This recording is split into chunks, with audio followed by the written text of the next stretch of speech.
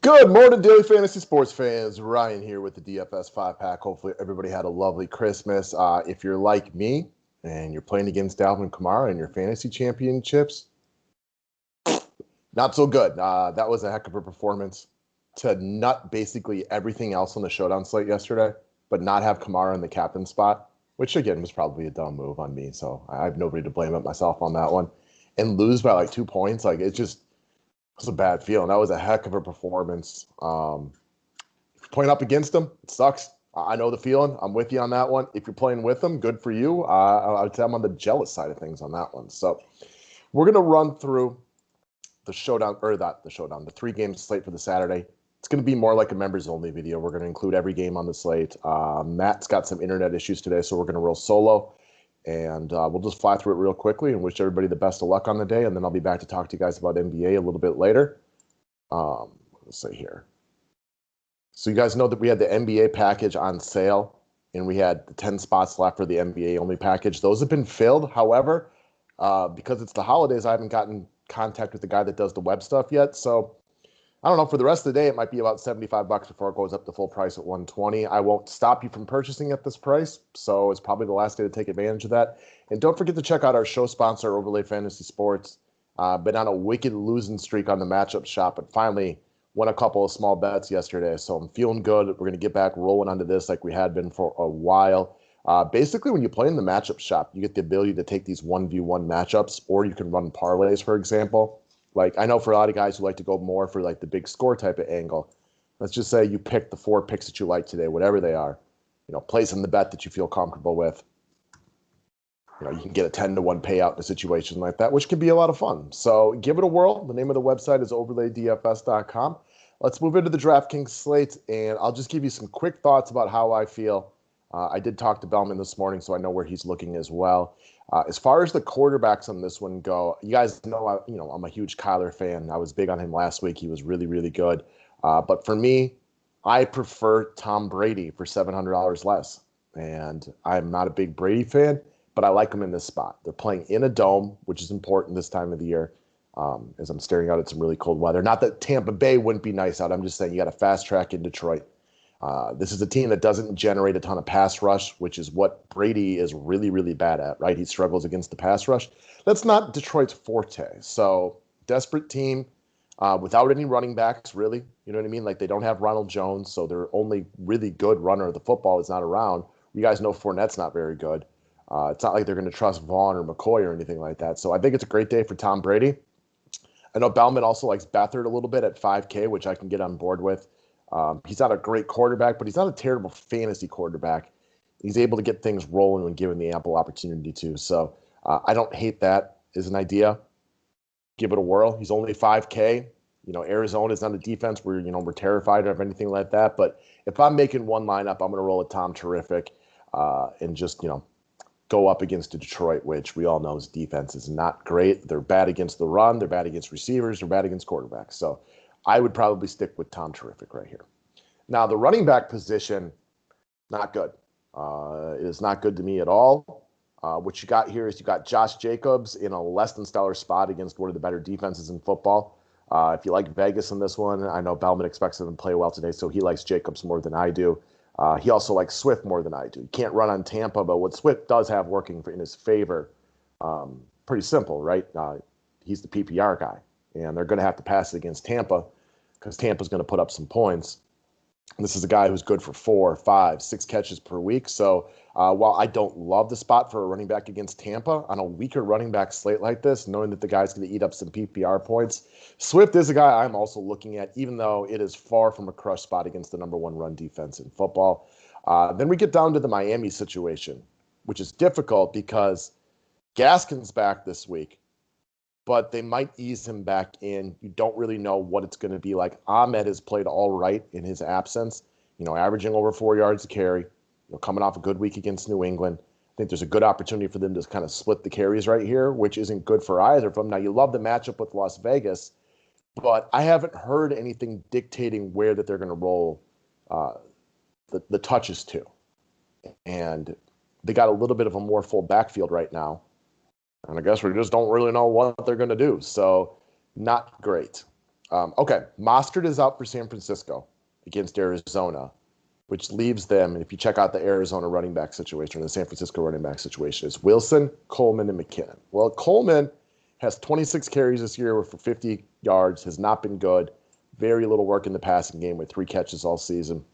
I'm going to assume he's the odd man out and that they're going to roll heavier on Jeff Wilson Jr. and Jerick McKinnon. So I think Wilson Jr. is your optimal play.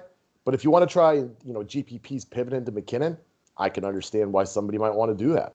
On the flip side of this game, when you're checking out Arizona, we got Chase Edmonds listed as questionable. But knowing that he played through the ankle injury last week, it's tough to say what they're going to do with him. If we knew Edmonds was out, it would be a Kenyon Drake lock situation for me. And we just saw Pollard have a real nice game against this San Francisco team who's missing a lot of guys. I don't love Kenyon Drake. I'm very rarely excited about him. But he is a guy I'm also kind of shortlisting in this situation. This is a big game for Arizona, knowing that there's a good opportunity for them to get a lead in this game. I think Kenyon Drake at 5,200 is a fine play. Not somebody I'm overly excited about. I don't love his upside or anything like that, but I do want to get some Arizona exposure, so he's somebody that I can understand playing. So for me, just going back to the running back situations, you got the 2 guys up top. I know Matt likes Jacobs. I'm not as big of a Jacobs guy. We both seem to be a little bit interested in Swift. We didn't really touch on the Tampa Bay guys.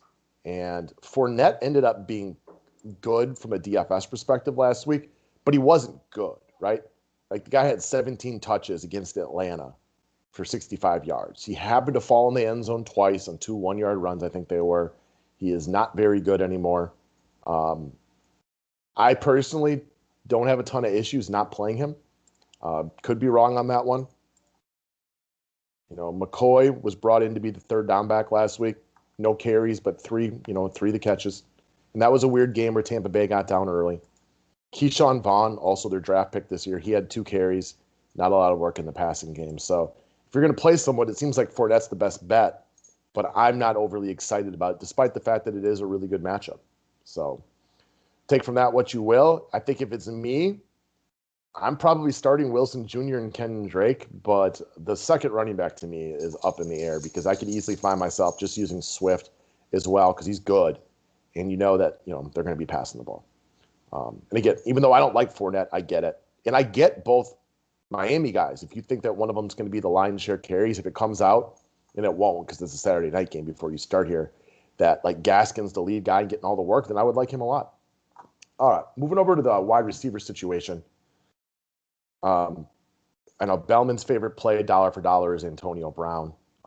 Same problem with the Tampa Bay guys, though, right? There's 3 good ones. Don't know who's going to catch the touchdowns, who's going to hit it big. Mike Evans is the red zone guy. I can get on board with him. Hell, I can get on board with Godwin, Evans, or Antonio Brown. And there's a good chance here I might play a couple of them because I don't love the wide receiver position outside of them. And next up, a guy that I will play is going to be Marvin Jones. Kenny Golladay has already been ruled out. Detroit always ends up having to throw a lot because they're always down in games because their defense is trash. Tampa Bay's pass defense is nothing to be scared of. I don't think his efficiency is going to be off the hook, but at 4,900 for a team that's going to have to throw a lot, for the guy that's had, just nothing but targets lately, he's a guy that I'm going to lock in here for sure. So as we're going along with the build, I'm definitely going to play at least one Tampa Bay guy. I'm just going to put Godwin in this lineup for right now. And the reason being he's the middle-priced Tampa Bay guy. And I'm kind of on board with any of them. Let's just see where the build falls to us, and then we can go from there once we move over to the tight end position. Because for me, Waller's the best tight end up here. Well, Kittle's probably the best if he'd been healthy all year. But, Waller's expensive, and he's got a tough matchup with Miami, who's really good defensively. So I do think dollar for dollar, if I'm going anywhere, I'm going to go with George Kittle, who's back. I'm sure he is itching to be out in the football field. I'm sure San Francisco is going to have to throw the ball a little bit. So give me some George Kittle in this situation. Next up, rolling over the defenses. I don't think there's any question that the best defense playing today is going to be the Dolphins. Vegas has had some issues lately. The Dolphins defense is really good. It takes really good defenses or really good offenses like Kansas City to get after them. If you got the money, I think that's the move to play them. However, if you're trying to roll on the cheap down here, I could get on board with the Cardinals against Beathard. I'm sure he could be capable of throwing a pick. Otherwise, like I said, I don't hate the Raiders. I don't think their defense is very good. In fact, I know their defense isn't very good. I also don't have a lot of faith in the Miami offense. Again, the problem comes down to the fact that the Raiders defense is just trash. So if I was like punting, that's where I'd go. But I personally will try to get up on defense this week and get to the Dolphins. So that brings us up next. Go back to the wide receiver position. We got Hopkins, Ayuk, and then we got the Tampa Bay guys. And if you really, really need the money, guys, like Danny Amendola at 3,700 for a team that's going to be half the throwing is just fine. You know, we looked at the tight end position really quickly. We didn't touch on TJ Hawkinson. Little inconsistent, but this is a game where you expect Detroit to have to throw. I get it if you want to end up there. So what happens to our lineups if we go with DeAndre Hopkins, who's coming off his best game in a hot minute, also one of the best wide receivers in the league. So can you get up here? Absolutely. Go back over to the flex position. Now you get to choose from Hawkinson, Bourne, whatever it might be. What if we took Chris Godwin out of here, for example, and went with Antonio Brown, though? So now I'm up to 5,500. Now I could get a Leonard Fournette or a Myles Gaskin. Okay, I'm on board with that.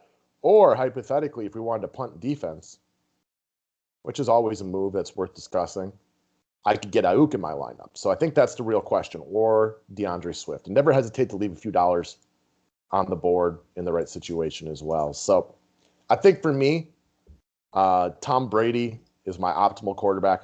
Jeff Wilson Jr., knowing that he is the guy most likely to get run from San Francisco today as a running back that I'm going to be looking at. He's not too bad at himself. So at 5K, I'm going to get some love to him. Then you got the running backs that we discussed, Marvin Jones. And if we were to take DeAndre Hopkins out of here, the other thing you could do is just you skip Hopkins, which is tough, but then you could get Ayuk, and then you could grab a DeAndre Swift or a Josh Jacobs right here, or heck, get Mike Evans if you wanted to go with that. I'm okay leaving some money on the table this week if needed to be. And I expect Tampa Bay to have a good week offensively. Detroit's exactly the kind of defense that they can roll up on. We've seen Tom Brady be really good in a few games this year and really bad. He's bad against teams that generate pass rush, i.e. the Rams, the Saints.